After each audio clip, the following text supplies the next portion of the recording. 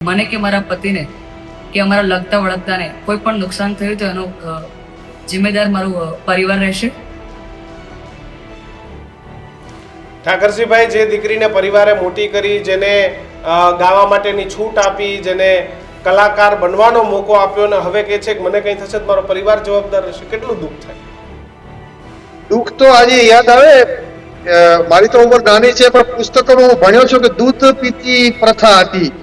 મને આજે એમ લાગે છે કે આવી દીકરીઓથી કંટાળીને દૂધ પીતી પ્રથા હતી, એની સામે લડ્યા દીકરીઓના સન્માન માટે।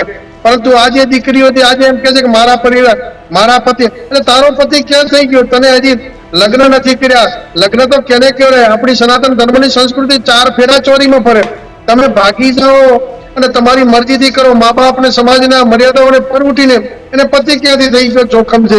જોખમ તો તમે આવા કરનારને આખી તમે અમારા માટે જોખમ છો કે જે મા બાપે તને ગાવા માટે સ્ટેજ આપ્યું અને જેના સરનેમ પાછળ રબારી લાગે કે પાટીદાર લાગે કે રાજપૂત લાગે, જેની સરનામ લાગે એના કારણે જ મહાન હોય છે।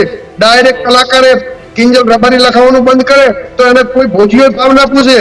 એ જો કલાકાર તરીકે મોટી થઈ ગયો તો સમાજના કારણે। આ બધા કલાકાર કથાકારને કોઈ મોટું કરતો હોય તો એમની પાછળ જે તે સમાજનું સરનેમ લાગે અને સમાજના કારણે છે, સમાજ એમના કારણે નથી। આજે મને યાદ આવે ઈશ્વરદાન ગઢવી કે આ સંસ્કૃતિને સાચવી રાખી। આજે યાદ આવે અમારી ગીતાબેન રબારી કે અમારું માથું ગર્વથી ઊંચું કરે છે। ગીતાબેન રબારી આજે એના મર્યાદા સિવાય, અમારી રબારી સમાજની પરંપરા સિવાય કપડા પણ દીકરી ગીતા રબારી નથી પહેરતી। આવી દીકરીઓ હોય ત્યારે અમને ગૌરવ થાય। બાકી આવી કલર કરનારી એને એમ કે મારા મા બાપ મને હેરાન કરે છે।